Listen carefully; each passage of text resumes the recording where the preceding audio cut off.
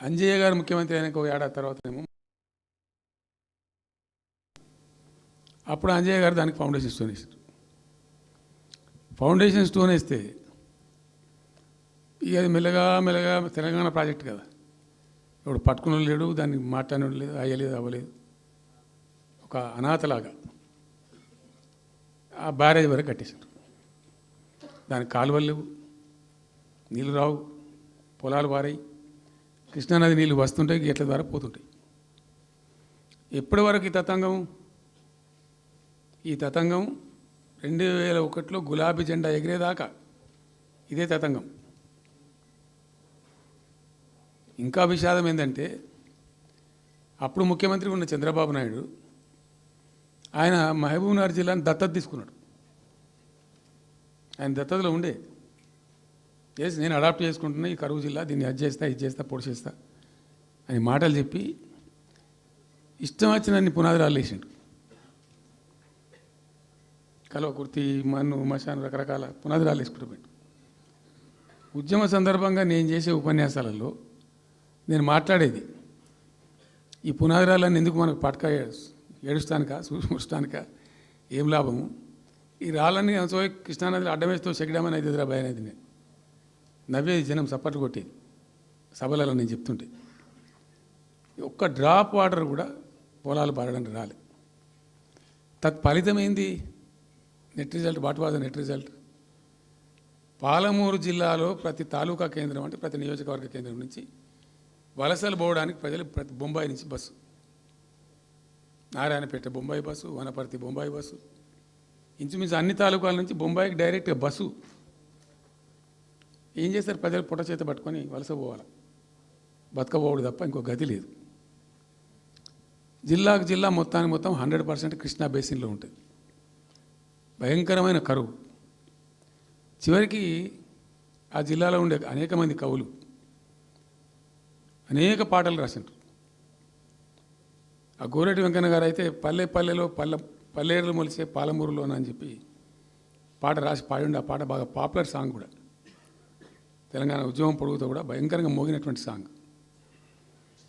So అట్లా జరుగుతూ ఉంది. మేము ఏడుస్తా పోయినాం, చూస్తూ పోయినాం. అవి ఉన్న రెండే ప్రాజెక్టులు. ఒకటి బచావతి పెడితేనేమో జూరాల గతి అది.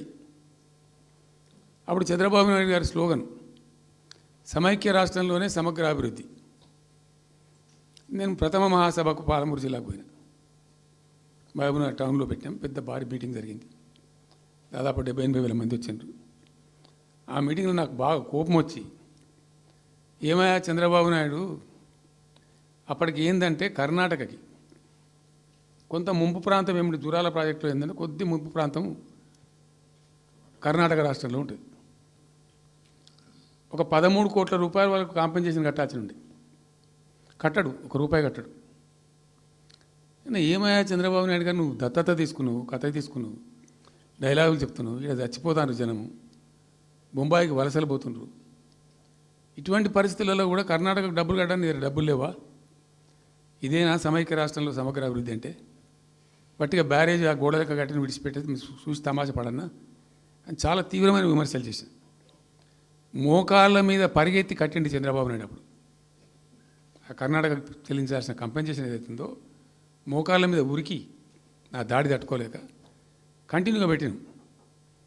దాని తర్వాత చంద్రబాబు నాయుడు పార్టీకి సంబంధించిన ఎమ్మెల్యేనే ఆర్డీఎస్ దగ్గర బాంబులు పెట్టి పేల్చేయడం, అది మీ అందరికీ కూడా తెలుసు. బాంబులు పెట్టి పేల్చడం 2 సార్లు 3 సార్లు పేల్చారు. నేను ఫస్ట్ ఉద్యమంలో, తెలంగాణ ఉద్యమం స్టార్ట్ అయిన తర్వాత నేను ఎంచుకున్న ఎజెండా, నా ఎజెండాలో మొదటి పాదయాత్ర నేను చేసినటువంటిది జోగులాంబ టు గద్వాల పాదయాత్ర చేసిన.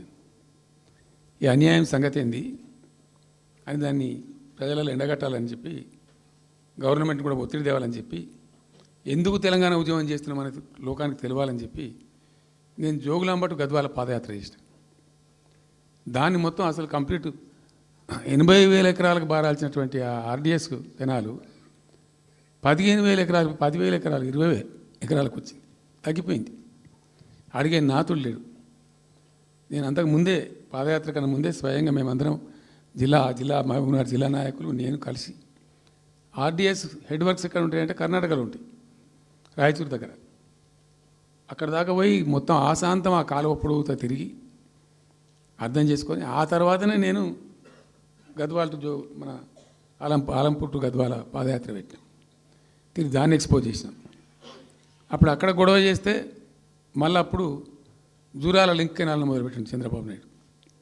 జూరాల టు ఆర్డీఎస్కు లింక్ కెనాల్ అని మళ్ళీ డ్రామా కట్టి అంటే ప్రతిసారి ఏమార్చడము తెలంగాణ ప్రజలను ఒక రకమైన దగా చేయటం తప్ప రాలే, ఒక డ్రాప్ వాటర్ రాలే, ఎప్పుడు రాలే.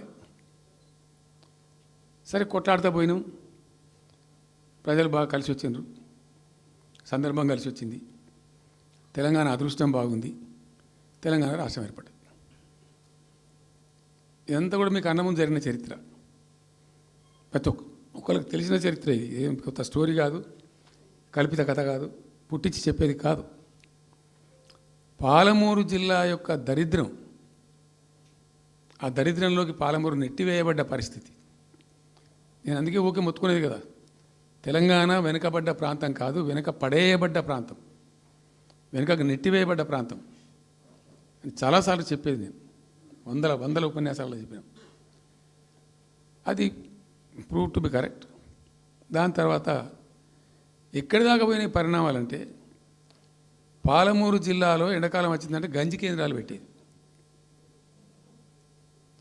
ఏడిసినాం మేము ఒకరోజు.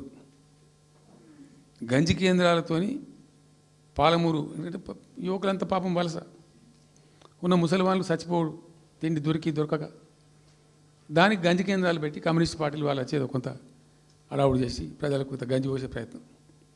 చివరి గంజి కేంద్రాలు పెట్టే స్థాయికి దిగజారిపోయింది పాలమూరు. కృష్ణా నది 300 కిలోమీటర్లు పారే జిల్లాలో చాలా దారుణం పోయింది. లివ్వ అంటే కేటాయింపులు ఉన్నాయి, పత ఉంది, కార్ఖానా ఉంది, అప్పర్ కృష్ణా పేరుంది, తుంగభద్ర కాలువ పేరుంది, రకరకాల బీమా ప్రాజెక్టు పేరుంది, అన్నీ ఉంటాయి కానీ ఇవి రాదు. చూడడానికి మళ్ళీ ముఖ్యమంత్రి దత్తతలో ఉంటుంది కానీ రాదు, ఏమీ రాలే. ఇంకా అందంగా ఈ ప్రాజెక్టులను నేను కూడా అప్పుడు తెలుగుదేశం